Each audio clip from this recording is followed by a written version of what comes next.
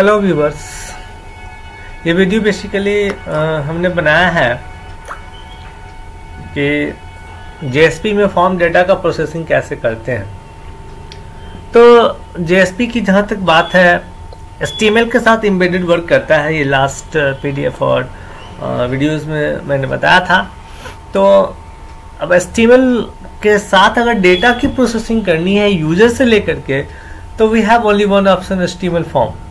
तो HTML forms जो हमारा बनता है उसमें basically text field, radio button, check box, combo box, submit button, finally submit button के यूज करके हम लोग सर्वर पर उसको सबमिट करते हैं। तो सर्वर पर जब भी सबमिट करते हैं तो उस डेटा को सर्वर रिसीव करती है और फिर उसकी प्रोसेसिंग करती है अकॉर्डिंग टू आवर रिक्वायरमेंट। तो HTML फॉर्म जो हम लोग वेब पेज पर बनाएंगे उस फाइल को भी .jsp एक्सटेंशन से ही सेव करेंगे। HTML फॉर्म टैग्स यूज करेंगे HTML का, बट उस फाइल की जो एक्सटेंशन होगी शुड बी .jsp, और वो टॉमकैट या ग्लासफिश पर जाकर के एग्जीक्यूट करेगा और proper response request and responses को हैंडल करेगा। अब बात आती है कि कौन कौन सा फंक्शंस इसमें हमें हेल्प करेगा। तो रिक्वेस्ट डॉट गेट पैरामीटर, ये जो मेथड्स है यूज करते हैं इसका हम लोग डेटा को रिसीव करने के लिए। कहाँ से? तो request from client side form fields, जैसे टेक्स्ट फील्ड है, जैसे रेडियो बटन है, चेक बॉक्स है, जैसे कॉम्बो बॉक्स है। तो उसे डेटा को रिसीव करने के लिए हम लोग इसका यूज कैसे करते हैं? तो रिक्वेस्ट डॉट गेट पैरामीटर और फील्ड का नाम देते हैं। जैसे कोई टेक्स्ट फील्ड है, उसका नाम T1 दिए, T2 दिए, या नेम दिए, या जेंडर दिए। तो उसका फील्ड नेम प्रॉपर्टी में जो वैल्यू असाइन करते हैं ना, उसी को कहते हैं फील्ड नेम, और उसी नेम से हम लोग इसको रिसीव करते हैं डेटा को।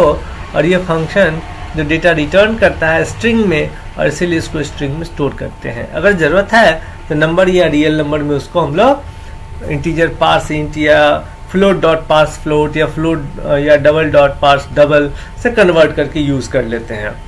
और अगली आती है कि रिस्पॉन्स डॉट सेंड रीडायरेक्ट। अगर रीडायरेक्ट करना है हमें रिस्पॉन्स को सर्वर से टू क्लाइंट, नहीं, रिक्वेस्ट तो हो गया जो क्लाइंट से सर्वर तक गया, और रिस्पॉन्स हो गया जो सर्वर से वापस क्लाइंट तक आया। ठीक है, तो ये send the response back to the client at specified URL with data. अब देखिए इसका क्या है, रिस्पॉन्स डॉट सेंड रीडायरेक्ट, और पेज का नाम देते हैं। अगर उस पेज पर कुछ डेटा भेजना है तो क्वेश्चन मार्क क्वेरी के लिए वेरिएबल, और इसकी वैल्यूज को यहाँ सेट करते हैं। इसके थ्रू वो वापस डेटा को लेकर के चला जाता है। ठीक है, अब बात आती है इसकी इंटायर एग्जांपल्स। तो हमने एक HTML फॉर्म से डिजाइन कर रखा है। देखिए, form name, FRM, method, post, action show. किस काम के लिए? तो अरिथमेटिक ऑपरेशंस को परफॉर्म करने के लिए। तो जो फॉर्म हमारा है, ये बॉडी स्टार्ट हुआ यहाँ करके फॉर्म नेम, मेथड, किस मेथड से ये डेटा जाएगा सर्वर तक, तो मेथड इज पोस्ट। एक्शन में है show.jsp, यानी कि जब भी हम लोग सबमिट करेंगे तो हमारा सर्वर पर फाइंड करेगा कि show.jsp नाम का कोई फाइल है। अगर है तभी वो रिस्पॉन्स देगा, अदरवाइज वो HTTP 404 फाइल नॉट फाउंड का एरर रिटर्न कर देगा। इसीलिए हम लोग जब भी इस फाइल को बनाएंगे तो उसके साथ show.jsp भी निश्चित रूप से बनाएंगे, या उस फाइल का नाम देंगे जिस फाइल पर इस फॉर्म का डेटा को ले जाना चाहते हैं। फिर फर्स्ट नंबर इनपुट के लिए TRTD में लगा दिए, और एक में ले लिए input type text name T1, और रिक्वायर्ड लगा दिए कि जब तक उसमें डेटा देंगे नहीं, फिल नहीं करेंगे, तब तक वो सबमिट ना हो। फिर सेकेंड नंबर के लिए, और थर्ड वन एक सबमिट बटन ले लिए। ठीक है, अब जैसे ही सबमिट बटन पर रन टाइम में क्लिक करेंगे तो ये चला जाएगा show.jsp पर। तो show.jsp पर क्या करेंगे? तो मैंने डिक्लेरेशन स्क्रिप्ट बताया था सभी को। तो सबसे पहला काम डिक्लेरेशन स्क्रिप्ट ले लिए, जिसमें x और y दो इंटीजर टाइप का वेरिएबल, और S1, S2, S3, S4 for the sum, subtract, multiply and divides.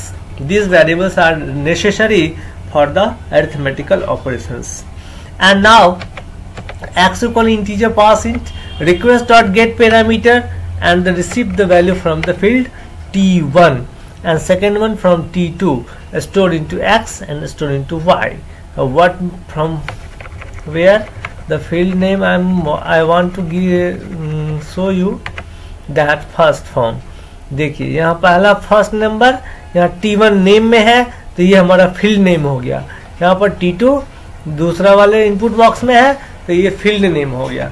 इसी फील्ड नेम से इसने लिया, इंटीजर में ट्रांसफॉर्म किया, एक्स और वाई में स्टोर कर दिया, फिर प्रोसेसिंग किया, सम, सब्सट्रैक्शन, मल्टीप्लिकेशन, डिवीजन, और फाइनली ये यहाँ पर 1 by 1 आउटपुट से आउटपुट दिखा रहा है, फिर बैक कर रहा है। अब इसका अगर प्रैक्टिकल एग्जाम्पल अगर देखना चाहते हैं तो ओपन करना पड़ेगा कॉन्फिग टॉमकैट को। तो जैसे हम लोग ओपन करेंगे तो ये ओपन कर देगा इस विंडो को।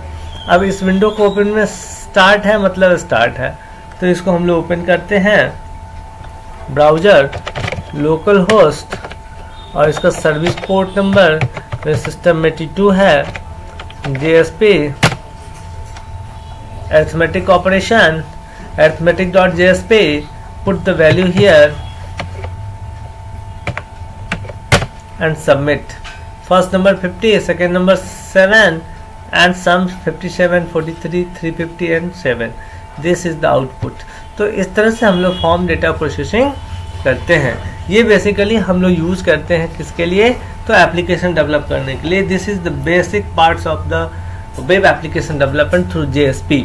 JSP के में जब भी हम लोग वेब एप्लीकेशन बनाते हैं तो इसी फॉर्म के हेल्प से लॉगिन फॉर्म बनाते हैं, फिर लॉगिन करने के बाद सेशन चलाते हैं, सेशन से यूजर्स को ट्रैक करते हैं कि कौन सा यूजर अभी लॉगिन है, उसके इंफॉर्मेशन के साथ वेलकम पेज को ओपन करते हैं, और फिर उसमें हम लोग डिजायर यूटिलिटीज को एम्बेड करते हैं आफ्टर लॉगिन कि what's the features customer which are login with our application. कि जो कस्टमर लॉगिन करेगा मेरे एप्लीकेशन में वो क्या क्या फंक्शनलिटीज फीचर्स को यूज कर सकता है। तो ये हमारा बेसिक इम्प्लीमेंटेशन है फॉर्म विथ JSP, और आगे चल करके हम लोग देखेंगे कि कैसे डेटाबेस कनेक्शंस वगैरह करते हैं। फिलहाल थैंक यू व्यूअर्स।